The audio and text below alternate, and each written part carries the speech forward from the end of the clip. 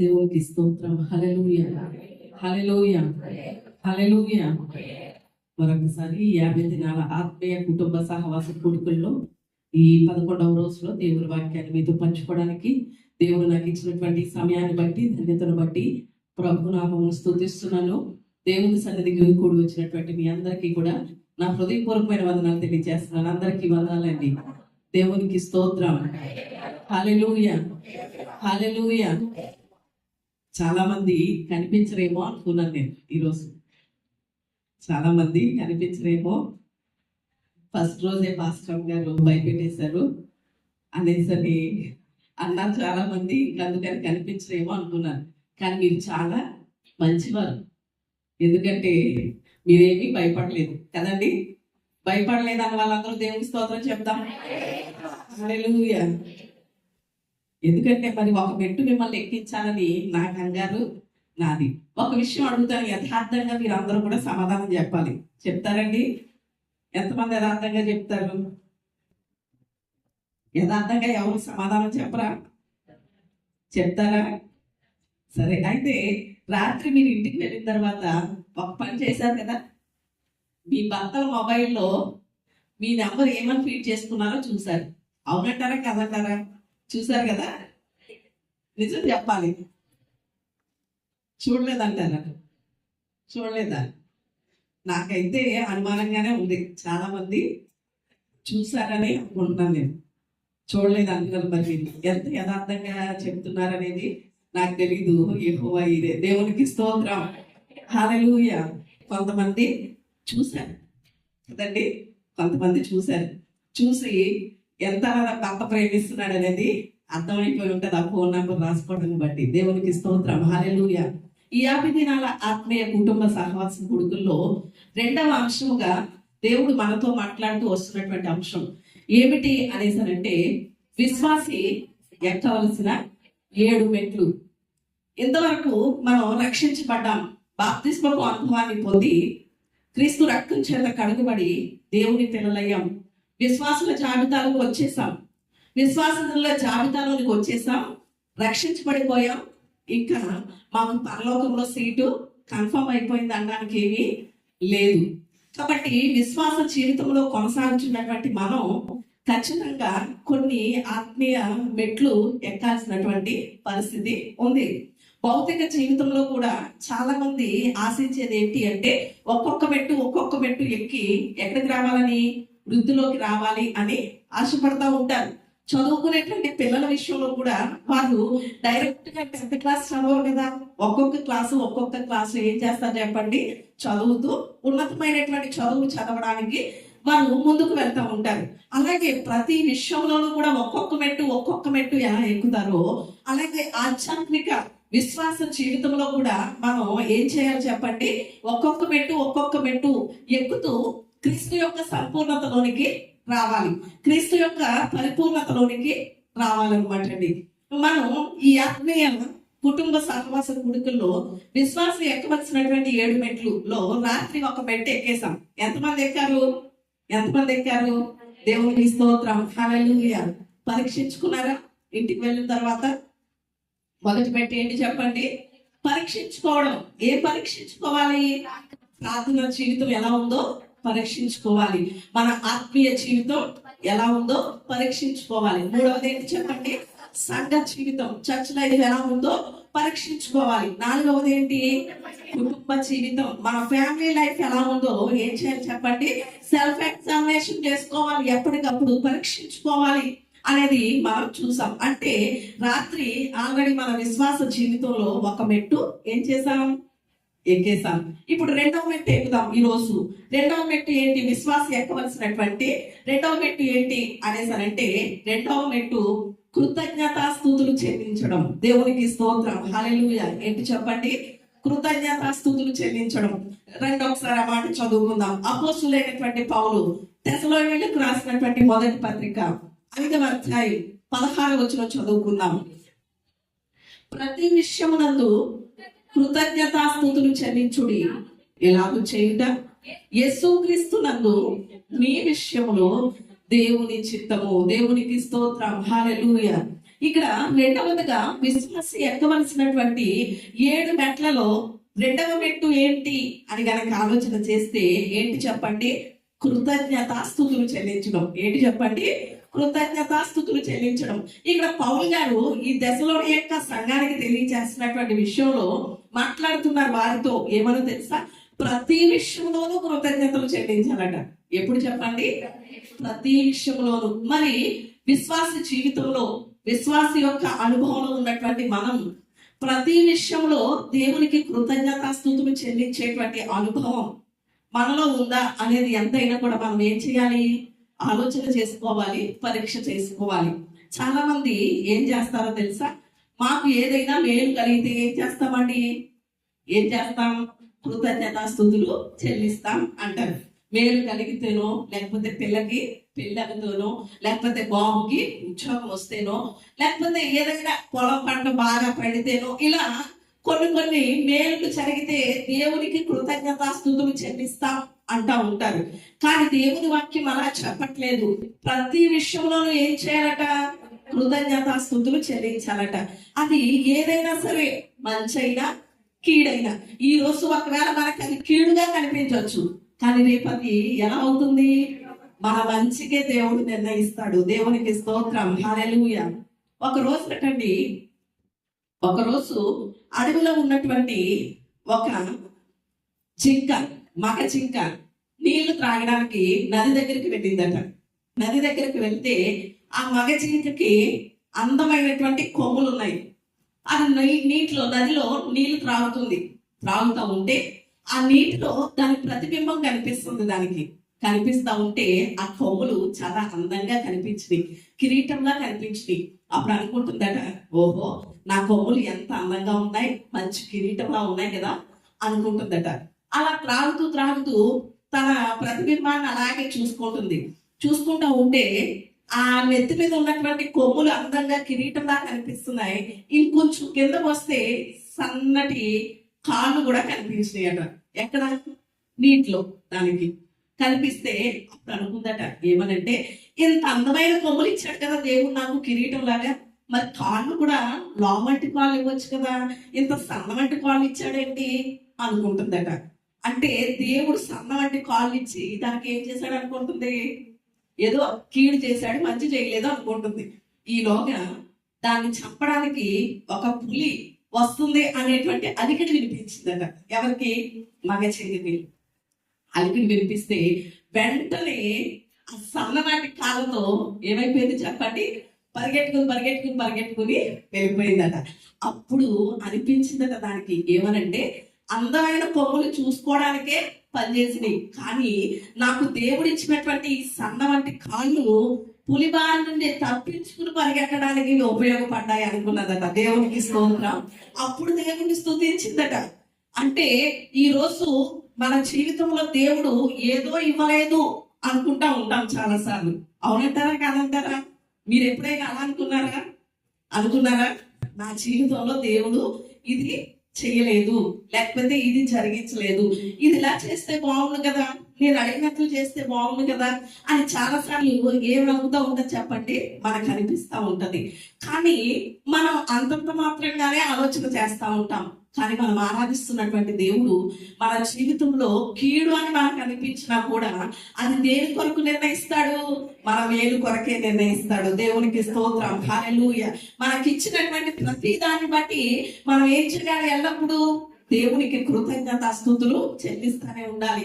అది మంచైనా, కీడైనా, నష్టమైనా, లాభమైన. ఒకవేళ మన జీవితంలో దేవుని కార్యం ఆలస్యమైనా కూడా ఏం చేస్తా ఉండాలి? కృతజ్ఞతలే చెల్లించాలి. అయ్యో, ఆలస్యం అయిపోతుందండి అనిపిస్తూ ఉంటది.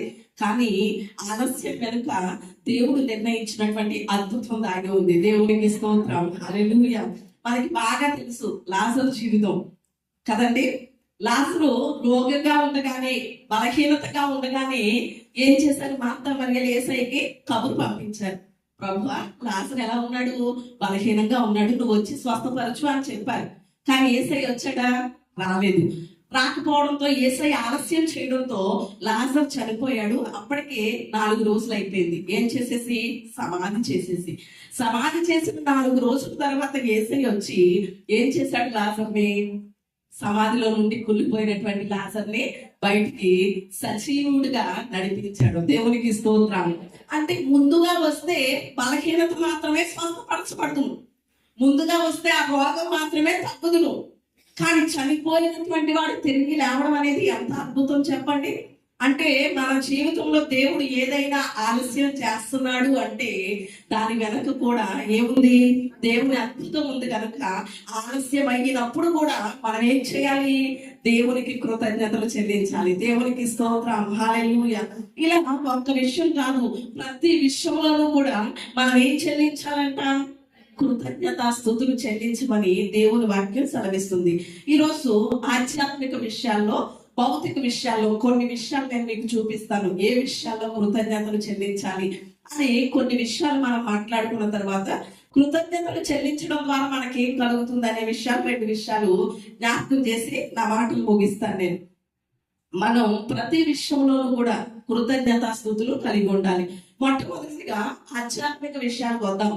ఆధ్యాత్మిక విషయాల్లో మనం దేవునికి ఏం చెల్లించాలి చెప్పండి? కృతజ్ఞతలు చెల్లించాలి. వేటిని బట్టి కృతజ్ఞతలు చెల్లించాలి అంటే మొట్టమొదటిగా మనలను పరిశుద్ధపరచడానికి ఆయన పరిశుద్ధ రక్తం చిందించాడు కాబట్టి ఏం చెల్లించాలి? కృతజ్ఞతలు చెల్లించాలి. దేవునికి స్తోత్రం, హల్లెలూయా. ఏంటి చెప్పండి? మనల్ని పరిశుద్ధపరచడం కోసం క్రీస్తు ఏం చేశాడు?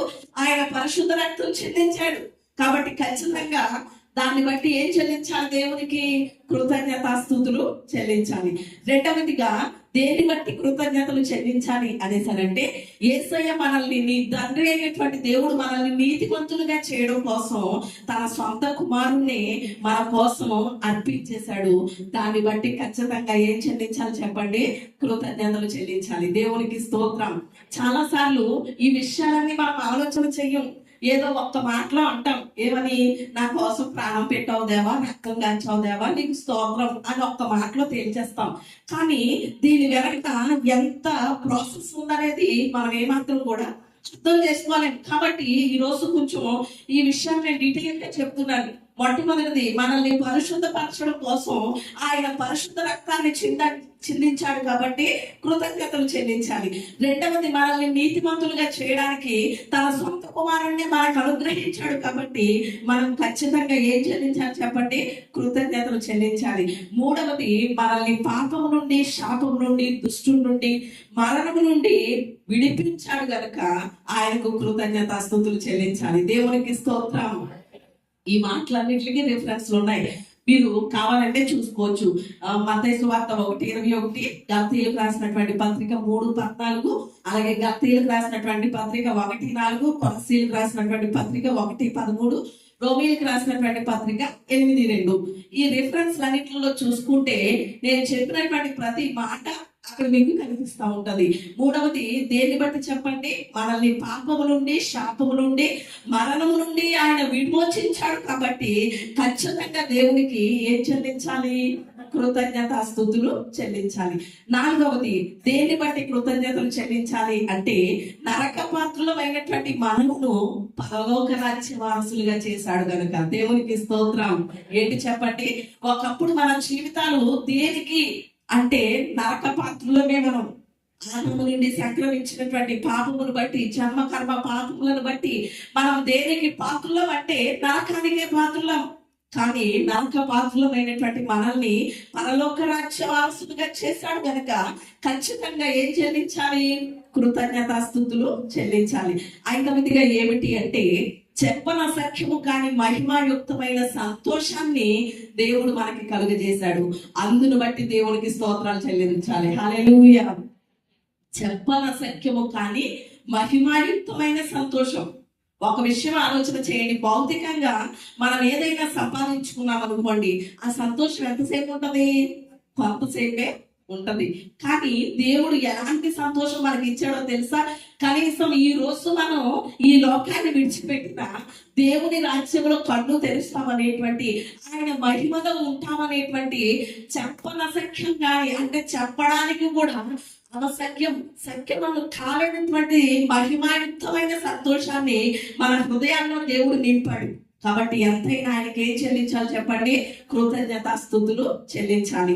అలాగే 6వది కనుక చూసుకుంటే అనుదిన ఆహారాన్ని దేవుడు ఏం చేస్తున్నాడు? మనకి దయచేస్తున్నాడు. కాబట్టి ఖచ్చితంగా దేవునికి కృతజ్ఞతలు చెల్లించాలి. చాలా మంది ఏమనుకుంటారు తెలుసా? అనుదిన ఆహారం దేవుడు ఇవ్వడం ఏంటండి, మేము సంపాదించుకుంటున్నాం కాబట్టి మేము తింటున్నాం అనుకుంటారు చాలా మంది. కానీ మనం సంపాదించడానికి ఆరోగ్యం ఇచ్చేది ఎవరు? దేవుడే. పని ఇచ్చేది ఎవరు? దేవుడే. మనం సంపాదించుకున్నటువంటి ఆహారం వండుకున్నా కూడా అది మన నోటి దాకా రానిచ్చేది ఎవరు?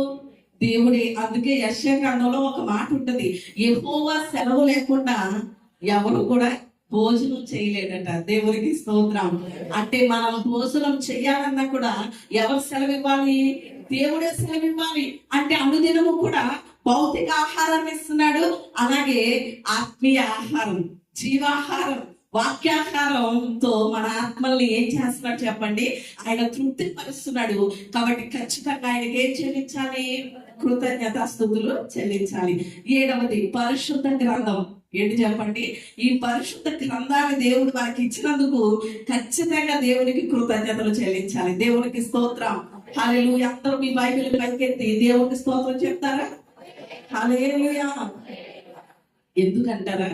ఎప్పుడైనా మనం చాలా విషయాలను బట్టి కృతజ్ఞతలు చెల్లించాం, కానీ ఈ పరిశుద్ధ గ్రంథం దేవుడు మనకి ఇచ్చినందుకు ఎప్పుడైనా దేవునికి కృతజ్ఞతలు చెల్లించావా? లేదు కదండి. ఈ పరిశుద్ధ గ్రంథం మన చేతిలోనికి రావడానికి అనేక మంది భక్తులు హతసాక్షులయ్యారు. ఇది హీబ్రూ నుండి లాటిన్కి, లాటిన్ నుండి ఇంగ్లీష్కి, ఇంగ్లీష్ నుండి ఇలా తర్జుమాలు చేయడానికి అనేక మంది భక్తుల ప్రయాస కనబడుతుంది. అనేక మంది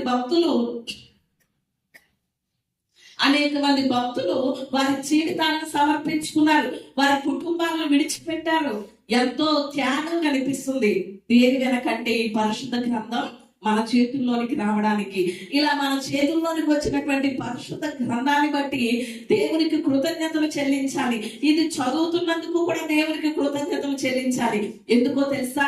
ఈ గ్రంథంలో రాయబడినటువంటి ప్రతి మాట కూడా పరిశుద్ధ ఆవేశం ద్వారా దేవుడు రాయించాడు. ఆయా భక్తుల ద్వారా రాయించినటువంటి ప్రతి మాట ఈ గ్రంథం రాస్తున్నప్పుడు భక్తులు ఎలా ఉండేవారు అంటే, యెహోవా అనే మాట వచ్చినప్పుడు యెహోవా ఎవరు చెప్పండి? పరిశుద్ధుడు కదా. పరిశుద్ధుడు పరిశుద్ధుడు పరిశుద్ధుడు అని దూతలతో కొనియాడపరుచున్నటువంటి దేవుడు కనుక ఆ మాట రాయాలి అంటే వెళ్ళి స్నానం చేసి బట్టలు మార్చుకుని వచ్చి కూర్చుని రాసేవారు. మరలా యెహోవా అనే మాట రాయాల్సి వస్తే ఏం చేసేవారు? మరలా వెళ్ళి స్నానం చేసి బట్టలు మార్చుకుని వచ్చి ఆ మాట రాసేవారు. అంత కష్టంతో ప్రయాసతో రాశారు. కానీ ఈ రోజు మనం యెహోవా అనే మాటే కాదు, ఏ మాట అయినా కూడా అవలేలగా చాలా సులువుగా చదివేస్తున్నాం. దీన్ని బట్టి ఎంతైనా దేవుని కృపను బట్టి ఏం చేయాలి చెప్పండి? దేవునికి కృతజ్ఞతలు చెల్లించవలసిన వారమై ఉన్నాం. 8వదిగా దేన్ని బట్టి కృతజ్ఞతలు అంటే, మనకి దేవుడు ఇచ్చినటువంటి సంఘాన్ని బట్టి, సంఘ కాపరిని బట్టి దేవునికి కృతజ్ఞతలు చెల్లించాలి. దేవునికి స్తోత్రం. హల్లెలూయా. అది ఖచ్చితంగా చేయవలసినటువంటి పని. ఈ రోజు చాలా మంది క్రీస్తు చెప్పినట్లుగా, వాక్యంలో చెప్పబడినట్లుగా అబద్ధ బోధకులు నేనే క్రీస్తునని చెప్పి పలువురిని మోసగించేవారు వస్తున్నారు. అలా మనల్ని మోసగించేటువంటి అబద్ధ బోధకుల చేతిలో, అలాంటి సంఘాల్లో దేవుడు మనల్ని ఉంచలేనందుకు ఖచ్చితంగా ఏం చెల్లించాలి? కృతజ్ఞతలు చెల్లించాలి. మనం ఏదో బాధ్యత తీసుకునేటువంటి సంఘ కాపరి, మన కోసం కన్నీళ్లు కార్చేటువంటి దైవ సేవకులు, మన కొరకు ప్రార్థించేటువంటి దైవ సేవకులని దేవుడు మనకిచ్చినందుకు ఖచ్చితంగా మనం ఏం చెల్లించాలి? ఎప్పటికప్పుడు దేవునికి కృతజ్ఞతలు చెల్లించవలసినటువంటి వారమై ఉన్నాం. 9వదిగా ఏమిటి అనేసనంటే, ఆయన తన బిడ్డలుగా చేసుకుని అబ్బా తండ్రి అని ఆయన్ని పిలిచే యోగ్యత మనకి ఇచ్చినందుకు దేవునికి కృతజ్ఞతలు చెల్లించాలి. దేవునికి స్తోత్రం. ఒకప్పుడు ధర్మశాస్త్ర ప్రకారంగా దేవునికి మానవుడికి ఉన్నటువంటి సంబంధం ఏమిటి అంటే, యజమానుడు దాసుడు అనేటువంటి బంధం మాత్రమే. మన ఇంట్లో పనిచేసేటువంటి దాసుడు ఎంతవరకు? తండ్రి అని మనల్ని పిలవగలుగుతారా చెప్పండి? దాసులు ఎవరైనా, పనిచేసే వాళ్ళు ఎవరైనా తండ్రి అని పిలవగలుగుతారా? పిలవలేదు. యజమానుడు అంటే అధికారంలో ఉన్నటువంటి వాడు, దాసుడు అంటే పని చేసేటువంటి వాడు. అలాంటి సంబంధమే ఉంది. కానీ ఈ రోజు దేవుడు మనకి ఎలాంటి సంబంధాన్ని ఇచ్చాడు అంటే, ఆయన రక్తం చేత కడుగుకుని ఆయన బిడ్డలుగా చేసుకుని ఇప్పుడు మనం ఏమని పిలుస్తున్నాం? పరలోకమందున్న మా తండ్రి అని ఆయన కృపాసనాన్ని సమీపిస్తున్నాం. దేవునికి స్తోత్రం. అంటే అప్పుడు తండ్రి అని ధైర్యంగా ఆయన కృపాసనాన్ని సమీపించడానికి ఆయన బిడ్డలుగా చేసుకున్నాడు కనుక ఖచ్చితంగా మనము దేవునికి ఏం చెల్లించాలి చెప్పండి? కృతజ్ఞత స్తుతులను చెల్లించాలి. అలాగే పదవదిగా ఏమిటి అనేసనంటే, మన తలంపులకు ఆయన సమాధానాన్ని కావలి నుంచి నడిపిస్తున్నాడు. కాబట్టి దేవునికి కృతజ్ఞత స్తుతులు చెల్లించాలి. దేవునికి స్తోత్రం. దేన్ని బట్టి చెప్పండి? మన తలంపులకు ఆయన సమాధానాన్ని కావలిగా ఉంచాడు. మన తలంపులు చాలాసార్లు చెడిపోయేటువంటి పరిస్థితి, శోధనకు గురైపోయేటువంటి పరిస్థితి, చాలాసార్లు జారిపోయేటువంటి పరిస్థితి. అలాంటప్పుడు మన తలంపులకి ఆయన ఏం చేస్తున్నాడు చెప్పండి? ఆయన సమాధానాన్ని కావలిగా ఉంచుతున్నాడు. అలా చేస్తున్నందుకు ఖచ్చితంగా ఏం చెల్లించవలసినటువంటి వారమై ఉన్నాం చెప్పండి? దేవునికి కృతజ్ఞతా స్తుతులు చెల్లించవలసిన వారమై ఉన్నాం. మరి ఆధ్యాత్మికంగా ఇంకా ఎన్నెన్నో ఆశీర్వాదాలు, ఎన్నెన్నో కార్యాలు ఆయన మన జీవితంలో జరిగిస్తున్నాడు కనుక వీటన్నిటిని బట్టి దేవునికి ఏం చెల్లించవలసిన వారమై ఉన్నాం చెప్పండి? కృతజ్ఞతలు చెల్లించాలి. మరి ఎంతవరకు దేవునికి కృతజ్ఞతలు చెల్లిస్తున్నాం? ఇవన్నీ ఆత్మ సంబంధముగా, ఆధ్యాత్మికంగా మనం ఆలోచన చేస్తాం. మరి భౌతికంగా వస్తే కొన్ని మాటలు నేను మీకు గుర్తు చేస్తాను. దేన్ని బట్టి దేవునికి కృతజ్ఞతలు చెల్లించాలి అంటే, భౌతికంగా దేవుడు మనకి ఇచ్చినటువంటి తల్లిదండ్రులను బట్టి ఏం చేయాలి చెప్పండి? దేవునికి కృతజ్ఞతలు చెల్లించాలి. దేవునికి స్తోత్రం. దేన్ని బట్టి చెప్పండి? ఆయన మనకి ఇచ్చినటువంటి తల్లిదండ్రులను బట్టి ఖచ్చితంగా మనం దేవునికి ఏం చెల్లించాలి? కృతజ్ఞత స్తుతులు చెల్లించాలి. ఈ రోజు ఎంతవరకు చెల్లిస్తున్నాం అలాగనా? అందుకనే భక్తుడైనటువంటి దావీదు చెప్తాడు 103వ కీర్తన మొదటి చరణం చూడండి ఒకసారి. నా ప్రాణమా యెహోవాను సన్నుతించు, నా అంతరంగముననున్న సమస్తమా ఆయన పరిశుద్ధ నామమును సన్నుతించు అంటున్నాడు. మొట్టమొదటిగా దేవుడు మనకి ఇచ్చిన తల్లిదండ్రులను బట్టి దేవుడికి కృతజ్ఞతలు చెల్లించాలి. రెండవది ఇక్కడ దావీదు చెప్తున్నటువంటి మాట చూద్దాం. ఏమంటున్నాడంటే, నా అంతరంగమున ఉన్న సమస్తమా అంటున్నాడు. అంతరంగములో ఉన్నటువంటి సమస్తం అనేసరి కనుక మనం ఆలోచన చేస్తే, మన శరీరంలో ఉన్నటువంటి ప్రతి అవయవాన్ని కూడా ఏం చెప్తున్నాడు? దేవుణ్ణి స్తుతించమంటున్నాడు. మన శరీరంలో దేవుడు మనకు అనుగ్రహించిన ప్రతి శరీరాన్ని, అవయవాన్ని బట్టి దేవునికి కృతజ్ఞతలు చెల్లించమంటున్నాడు దావీదు. ఒక్క విషయం కనుక మనం ఆలోచన చేస్తే, మన శరీరంలో ఉన్నటువంటి అవయవాలు ఆలోచన చేస్తే నరాలు ఎన్ని ఉన్నాయి అంటే 25,000 నరాలు ఉన్నాయంటండి. ఎన్ని చెప్పండి? మన శరీరంలో శబ్దాన్ని అందించే నరాలు, శబ్దాన్ని అంటే సౌండ్ మనకు వినిపింప చేయడానికి శబ్దాన్ని అందించేటువంటి నరాలు 25,000 నరాలు ఉన్నాయి. ఒక్క నరం ఏదైనా పాడైంది అనుకోండి, ఎలా ఉంటది మన పరిస్థితి? ఎలా ఉంటది చెప్పండి? ఏమైనా ఉంటుందా? మన నాలుక మీద రుచి తెలియచేయడం కోసం 35,000 గ్రంథులు ఉన్నాయటండి. రుచి తెలిపే గ్రంథులు. ఇది దేని మీద? మన నాలుక చిన్నదిగా కనిపిస్తుంది, దాని మీద రుచి తెలిపే గ్రంథులు ఎన్నున్నాయి? 35,000 గ్రంథులు ఉన్నాయట. మరి దీన్ని బట్టి ఆలోచన చేస్తే ఎంతైనా కూడా దేవుడు ఏం చేయాలి? మన శరీరంలో ఉన్నటువంటి నరాల పొడుగు ఎంతో తెలుసా? 970 కిలోమీటర్లు అట. 900 మైళ్ళు, 970 మైళ్ళు అట మన శరీరంలో ఉన్నటువంటి నరాల పొడుగు. అలాంటి అద్భుతమైనటువంటి నిర్మాణాన్ని దేవుడు మనకి ఇచ్చి ఉండగా, ఎంతైనా మన శరీరంలో ఉన్న ప్రతి అవయవాన్ని బట్టి మనం ఏం చేయాలి చెప్పండి? దేవునికి కృతజ్ఞతలు చెల్లించాలి. ఒక రోజు ఏంటంటే ఒక పెద్ద ఆయనకి గుండె నొప్పి వచ్చిందట. వస్తే హాస్పిటల్కి తీసుకువెళ్ళారట. తీసుకువెళ్తే హాస్పిటల్లో డాక్టర్ గారు అన్నారట, లేదండి మీ నాన్నగారికి గుండె స్ట్రట్లు వేయాలి, ఖచ్చితంగా ఆపరేషన్ చేయాలి, ఓపెన్ సర్జరీ, 5 లక్షలు ఖర్చు అవుతుందని చెప్పారట. చెప్తే కుమార్తెలు కొడుకులు ఉన్నారు ఆయనకి, ఆ పెద్ద ఆయనకి.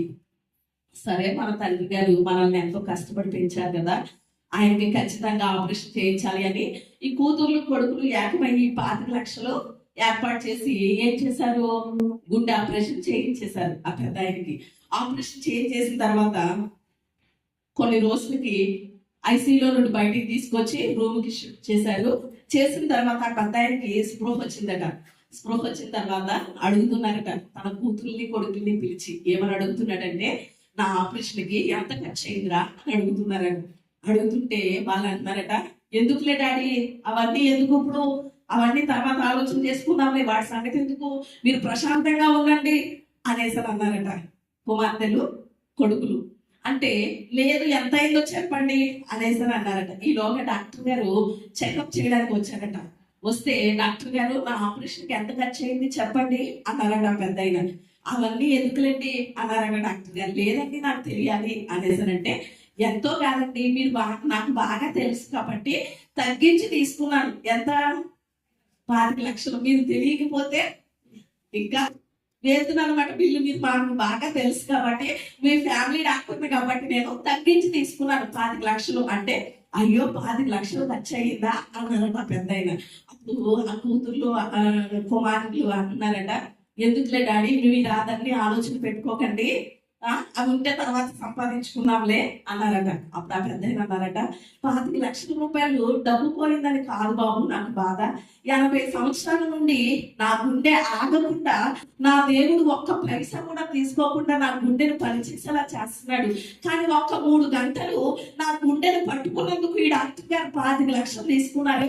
3 గంటలకు 5 లక్షలు తీసుకుంటే 80 సంవత్సరాల వరకు నా దేవుడు నా గుండెను పనిచేసేటట్లుగా నడిపిస్తున్నాడు, ఒక్క పైసా కూడా తీసుకోకుండా. మరి నా దేవునికి ఎంత కృతజ్ఞతలు చెల్లించాలి అన్నారట. దేవునికి స్తోత్రం, హల్లెలూయా.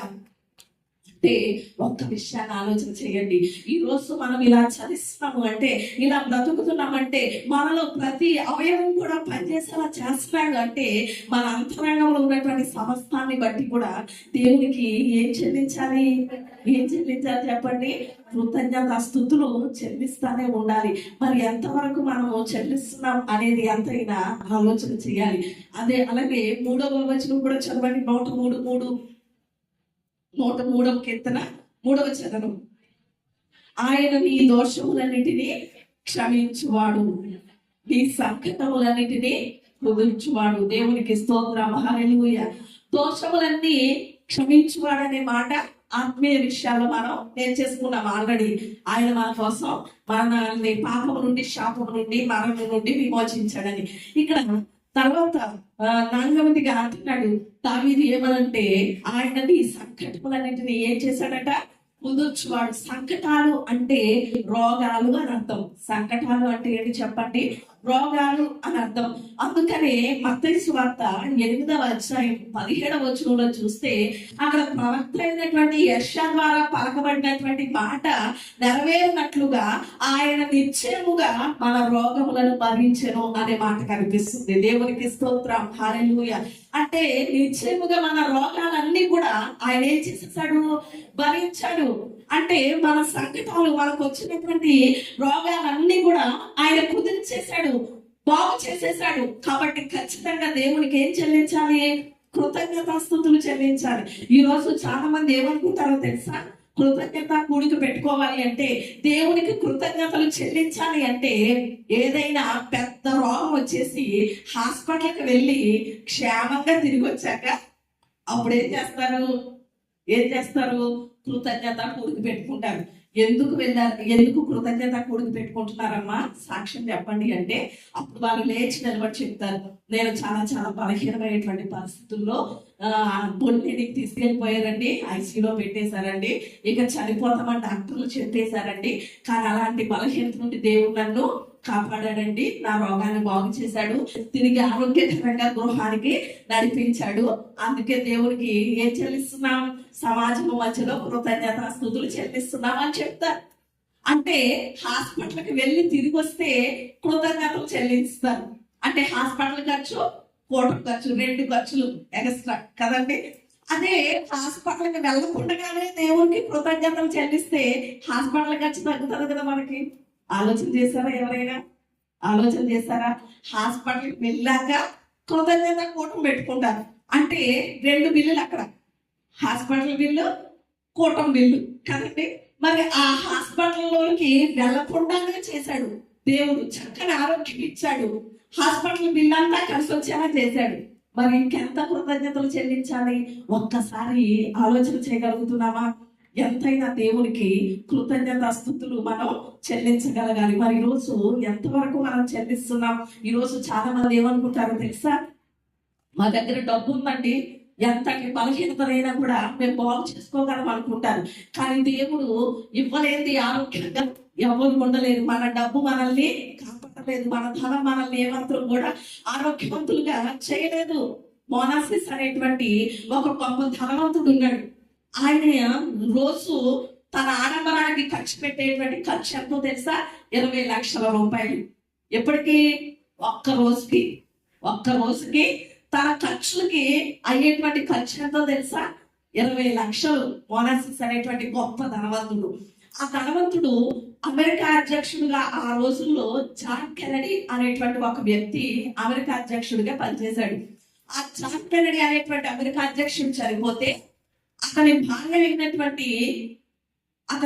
అయినటువంటి కులిన్ కెనడీ అనే ఆమె మీద మనస్సు ఏర్పడింది. అమెరికా అధ్యక్షుడి భార్య మీద మనస్సు ఏర్పడి అతను అమెరికా అధ్యక్షుడు అయినటువంటి జాన్ కెనడీ చనిపోయిన తర్వాత ఆ కులిన్ అనే కెనడీని వివాహం చేసుకున్నాడు. ఎందుకని? తనకున్నటువంటి ధనాన్ని బట్టి ఏదైనా చేయగలను అనేటువంటి ఆశతో పెళ్లి చేసుకున్నాడు. కానీ ఆ మోనాసిస్ అనేటువంటి గొప్ప ధనవంతుడికి ఒక వ్యాధి వచ్చింది.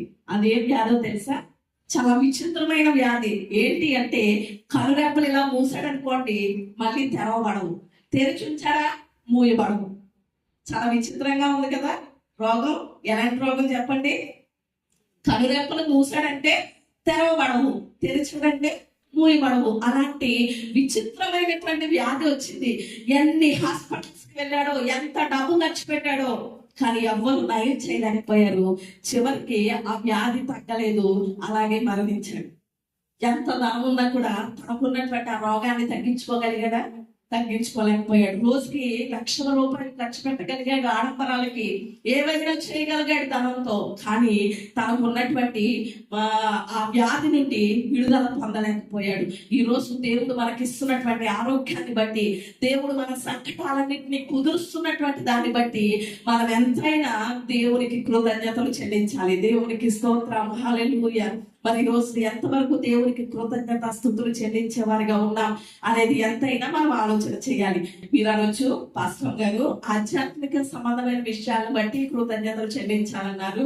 భౌతికంగా కూడా దేవుడు మనకి ఇచ్చినటువంటి ప్రతి దాన్ని బట్టి, ఆరోగ్యాన్ని బట్టి, తల్లిదండ్రులను బట్టి, ప్రతి దాన్ని బట్టి కూడా అంటే మన శరీరంలో ఉన్న అవయవాలను బట్టి, వీటన్నింటిని బట్టి దేవుడికి కృతజ్ఞతలు అన్నారు. ఇలా చెల్లిస్తే నాకేం ప్రయోజనం అండి? ఇలా ప్రతిదానికి, ప్రతి విషయంలో దేవునికి కృతజ్ఞతలు చెల్లించడం ద్వారా మాకేం కలుగుతుందండి అని కనుక మీరంటే, ఒక 2 విషయాలు నేను జ్ఞాపకం చేసిన మాటలు ముగిస్తాను రండి. మనం ప్రతి విషయంలో దేవునికి కృతజ్ఞతాస్తుతులు చెల్లించడం ద్వారా ఏం కలుగుతుంది అంటే, లూకా సువార్త 17వ అధ్యాయం 19వ వచనం చదువుకుందాం రండి. లూకా సువార్త 17వ అధ్యాయం 19వ వచనం. నీవు లేచిపోము, నీ విశ్వాసము నిన్ను స్వస్థపరచునని వారితో చెప్పాను. దేవునికి స్తోత్రం, హల్లెలూయా. ఇక్కడ మనం గనక ఆలోచన చేస్తే ఈ వాక్య భాగం మనందరికీ బాగా పరిచయమైనటువంటి వాక్య భాగమే. ఇక్కడ మనకి కనిపించేది ఎవరు అంటే 10 మంది కుష్ఠరోగులు. ఎవరు చెప్పండి? 10 మంది కుష్ఠరోగులు యేసయ్య దగ్గరకు వచ్చారు. యేసయ్య దగ్గరకు వచ్చి, యేసయ్య నువ్వు అద్భుతాలు చేసేవా దేవుడు అంట కదా, నువ్వు బాగు చేసే దేవుడు అంట కదా, నువ్వు సమస్తాన్ని బాగుగా చేయగలగమంట కదా, ఏ రోగాన్నైనా స్వస్థపరచగలవంట కదా, ఏ బాధనైనా తీసివేయగలవంట కదా, ఏ అపవిత్రాత్మ నుండి అయినా విడుదల చేయగలవంట కదా.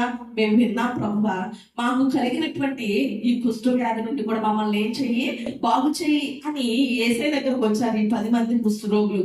ఆ రోజుల్లో కుష్ఠ అనేది చాలా భయంకరమైనటువంటి వ్యాధి. ఆ కుష్ఠ వ్యాధి ఉన్నటువంటి వాళ్ళని అసలు గ్రామంలోనికి రానిచ్చేవారు కాదు. గ్రామం వెలుపలే వారి నివాసం కూడా. గ్రామంలో ఉండనిచ్చేవారు కాదు. వారి కుటుంబస్తులు చేర్చుకునేవారు కాదు. వారి భార్య బిడ్డను ప్రేమించేవారు కాదు. అలాంటి భయంకరమైనటువంటి ఆ బలహీనతతో 10 మంది యేసయ్య దగ్గరకు వచ్చినప్పుడు యేసయ్య ఏమన్నాడు అంటే, సరే వాళ్ళ మీద చేతులని ఏం ఉంచలేదు.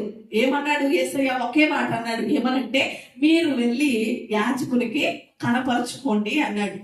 ఎందుకని ఆ మాట చెప్పాడు యేసయ్య అంటే, ఆ రోజుల్లో కుష్టు వ్యాధి ఉందా లేదా అని నిర్ధారణ చేసేది ఎవరు అంటే యాజకుడు మాత్రమే. దేవునికి స్తోత్రం.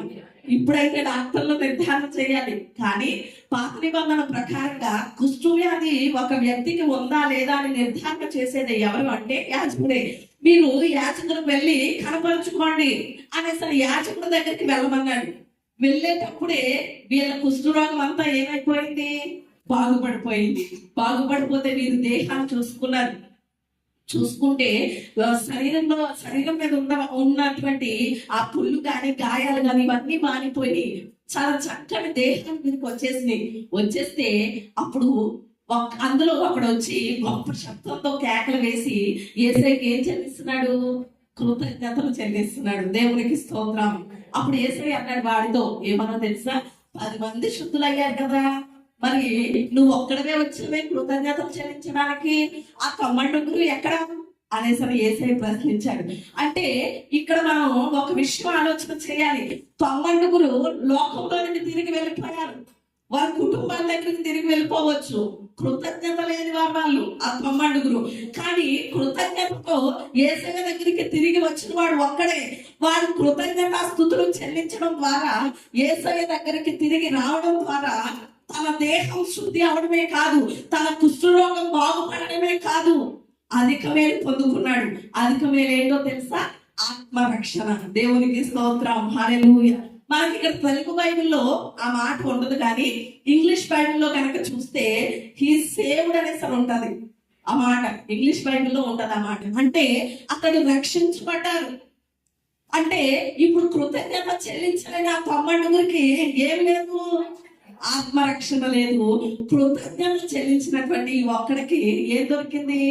ఆత్మరక్షణ దొరికింది. దేవునికి స్తోత్రం. ఈ రోజు మన జీవితాల్లో కూడా అంతే.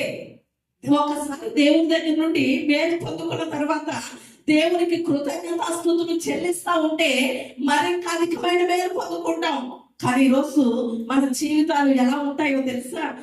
మేలు జరిగే వరకు దేవుని దగ్గరకు వస్తాం, కార్యం జరిగే వరకు దేవుని పాదాలు పట్టుకుంటాం. మనకి కావాల్సిన కార్యం అయిపోయాక మనం కావాలన్నది పొందుకున్న తర్వాత ఇంకా దేవుడితో పని ఉండదు, దైవ సేవకులతో పని ఉండదు అన్నట్లుగా మనం ఇంకా కనిపించడం అనేది ఉండదు.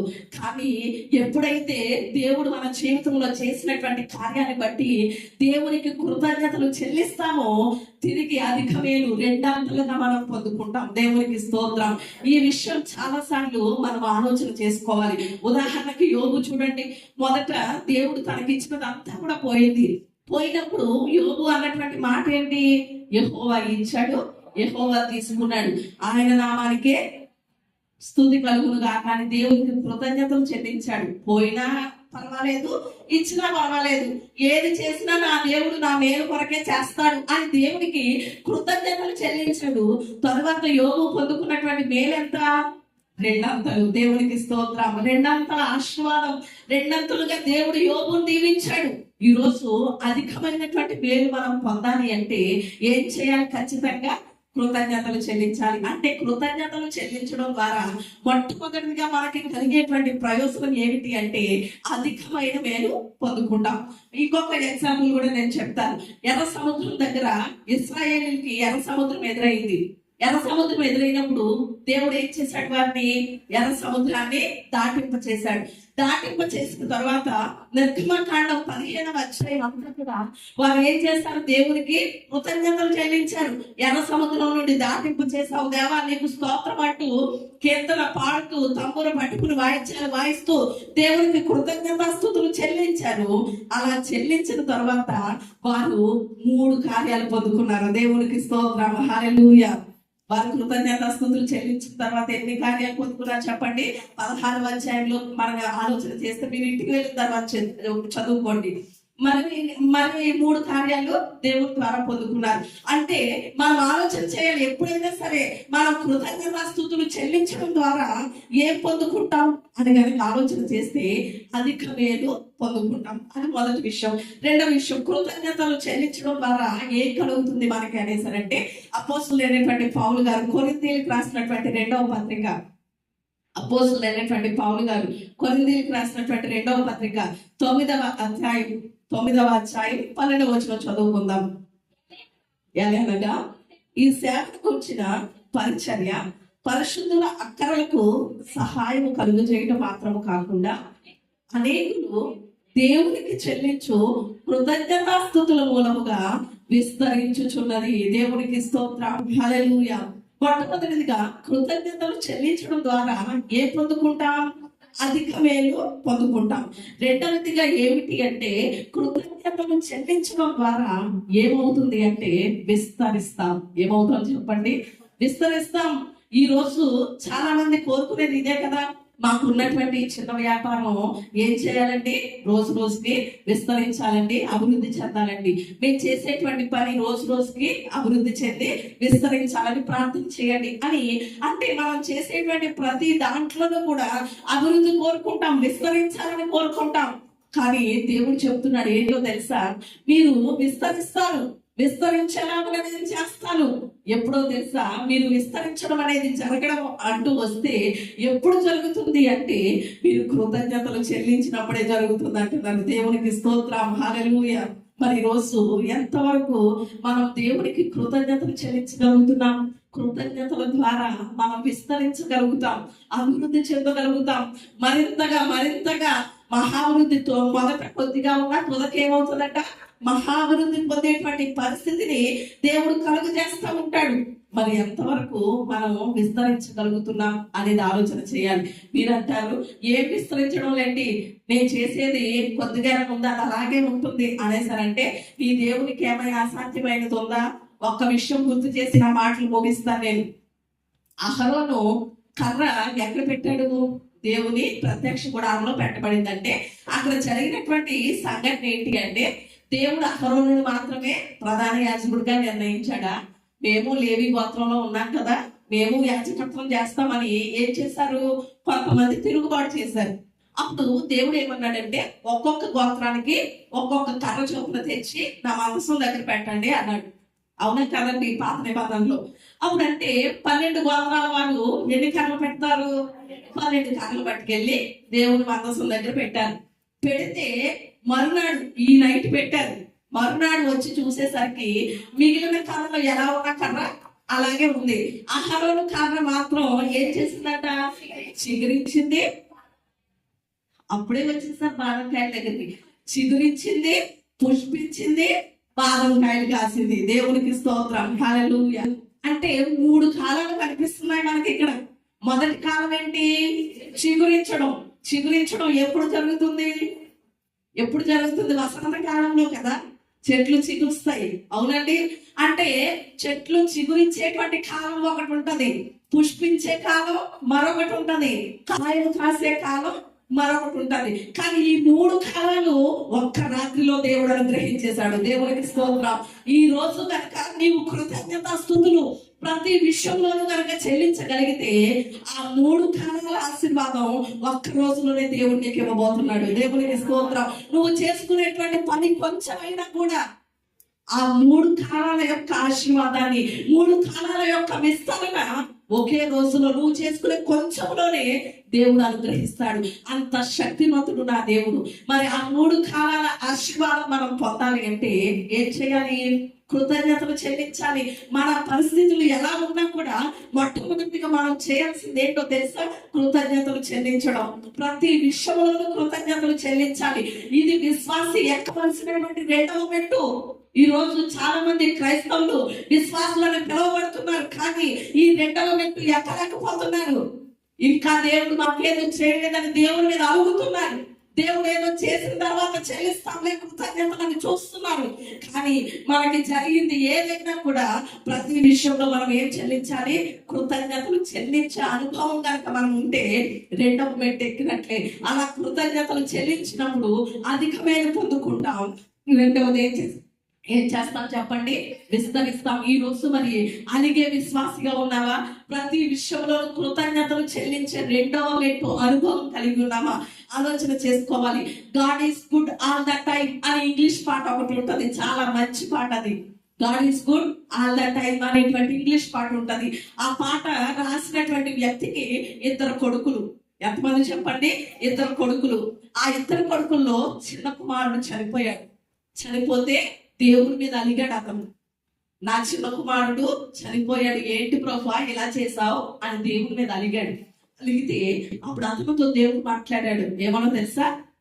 నీకు ఇద్దరు కొడుకులుంటే ఓ కొడుకు చనిపోతేనే నువ్వు ఇలా బాధ చెందుతున్నావే, ఇలా బాధపడుతున్నావు, ఇలా చేసావేంటని నన్ను ప్రశ్నిస్తున్నావు. మరి నాకున్నది ఎవరు?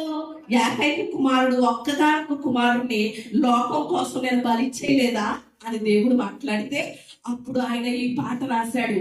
ప్రభువా, నువ్వు ఏది చేసినా అది మా జీవితంలో కష్టం అనిపించవచ్చు, నష్టం అనిపించవచ్చు, బాధ అనిపించవచ్చు, ఇబ్బంది అనిపించవచ్చు, కీడు అనిపించవచ్చు, కానీ నువ్వెప్పుడు మంచివాడవే. నువ్వు చేసే ప్రతిదీ కూడా మా మేలు కొరకు, మా మంచి కొరకే చేస్తావు అని God is good all the time అనే పాట రాయడం జరిగింది. దేవునికి స్తోత్రం. ఈ రోజు మన జీవితంలో ఒకవేళ కష్టాలు గుండా వెళ్తున్నామేమో, నష్టాలు గుండా వెళ్తున్నామేమో, ఇబ్బందులు గుండా వెళ్తున్నామేమో, ఇరుకుల గుండా వెళ్తున్నామేమో, అయినా కూడా దేవునికి ఏం చెల్లిద్దాం? కృతజ్ఞతలు చెల్లిద్దాం.